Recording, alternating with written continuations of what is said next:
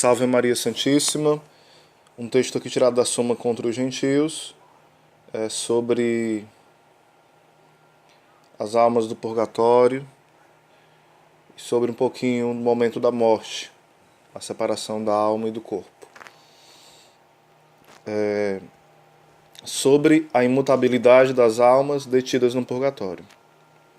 Porém, como há almas que não chegaram à bem-aventurança imediatamente após a separação, e também não são condenadas, e tais são aquelas que levam consigo algo para purgar, como foi dito acima, é de se ver que também essas almas separadas não podem sofrer mudanças na vontade. Com efeito, as almas dos bem-aventurados e a dos condenados têm a vontade imutável, por causa do fim a qual aderiram, melhor dizendo, no presente, né? Como se depreende do que foi dito acima. Mas as almas que consigo levam alguma coisa para ser purgada não se diferenciam das almas dos bem-aventurados no tocante à adesão ao fim, pois partem com caridade, pela qual nos unimos a Deus como fim. Logo também a vontade delas será imutável, ou seja, a alma que está no purgatório ela não pode desejar mais o mal, né? Ela vai logo, após o processo purgativo, para o céu. Isso é uma observação que eu estou fazendo, certo? No finalzinho aqui. Após a morte, as almas dos maus têm uma vontade imutável no mal. O que vai falar aqui, né? Também as almas que logo após a morte tornam-se miseráveis por causa das penas, têm a vontade imutável. Com efeito, foi acima demonstrado que no pecado mortal é devida a pena eterna. Ora, para as almas condenadas, não haveria pena perpétua, se pudessem mudar para melhor a vontade, porque seria injusto serem para sempre punidas, tendo vontade boa. Por isso a vontade da alma separada não pode mudar para o bem. Além disso, já é uma certa penalidade a desordem da vontade, e ao máximo aflitiva, porque enquanto a vontade está desordenada, desagradam-lhe as coisas retas. Desagradará também aos condenados que se cumprem tudo a vontade de Deus, de quem se afastaram pelo pecado. Por isso, a vontade desordenada jamais lhe será tirada. Além disso, não acontece que a vontade seja mudada do pecado para o bem, senão pela graça de Deus, como se depreende do que foi dito acima. Ora, assim como as almas dos bons são admitidas à participação perfeita da bondade divina, também as almas dos condenados são totalmente excluídas da graça. Logo, elas não poderão mudar as suas vontades para melhor.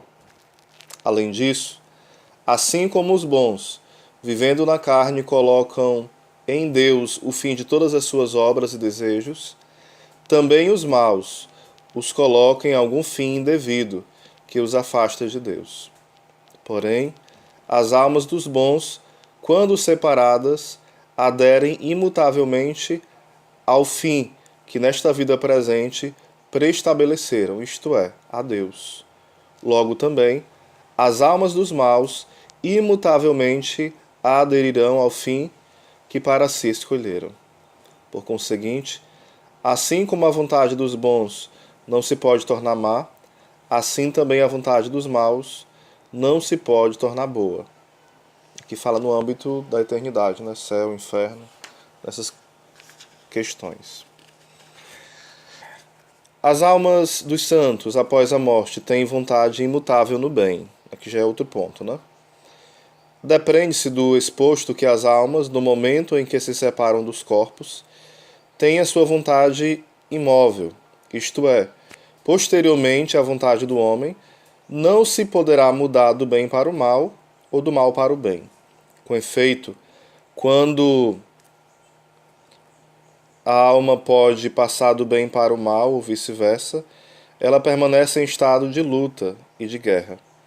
Ora, ela deve resistir com solicitude ao mal, para não ser por ela vencida, ou lutar para livrar-se dele. No entanto, no momento da separação do corpo, ela não está mais em estado de luta ou de guerra, mas disposta para receber o prêmio ou castigo daquilo que fez lutando, legítima ou ilegitimamente, segundo Timóteo 2,5. No capítulo anterior foi demonstrado que ela recebe imediatamente o prêmio e o castigo. Logo, a alma não mais pode passar do bem para o mal, ou do mal para o bem. Além disso, foi acima demonstrado que a bem-aventurança que consiste na visão de Deus é perpétua. Foi igualmente demonstrado que é devida à pena eterna ao pecado mortal.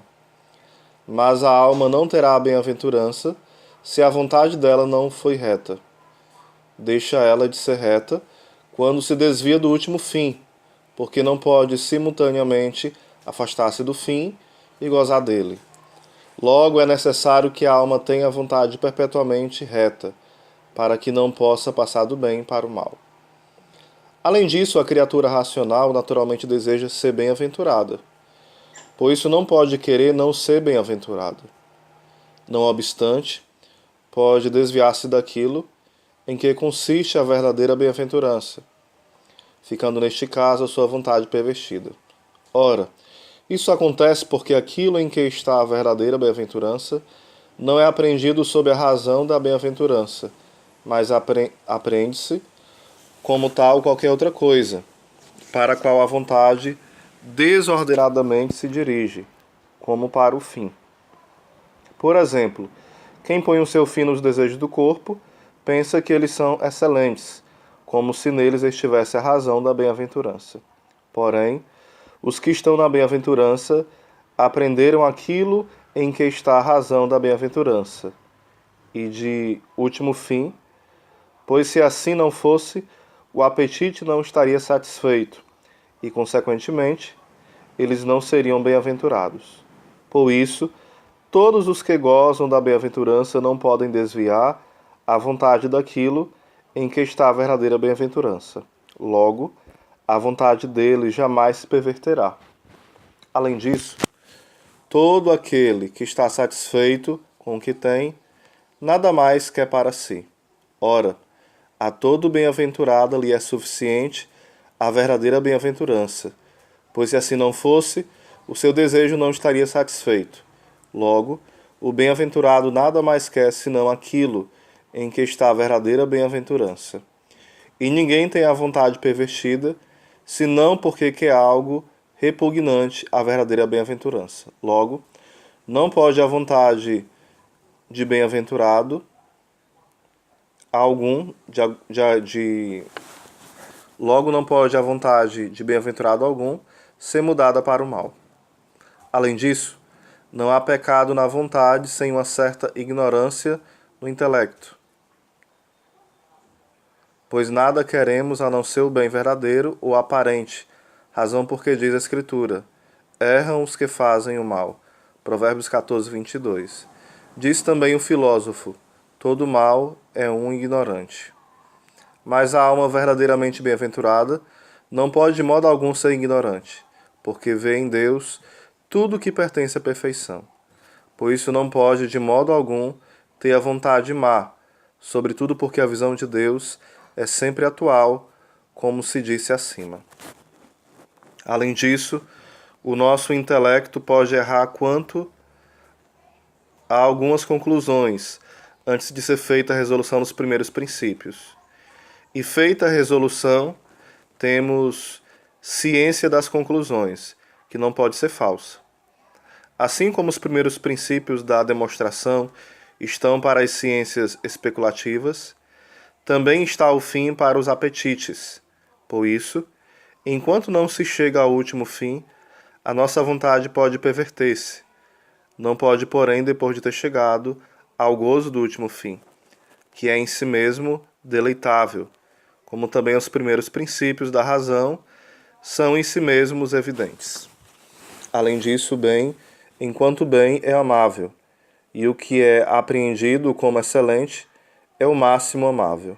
Ora, a criatura racional bem-aventurada quer ver a Deus, vê a Deus como excelente.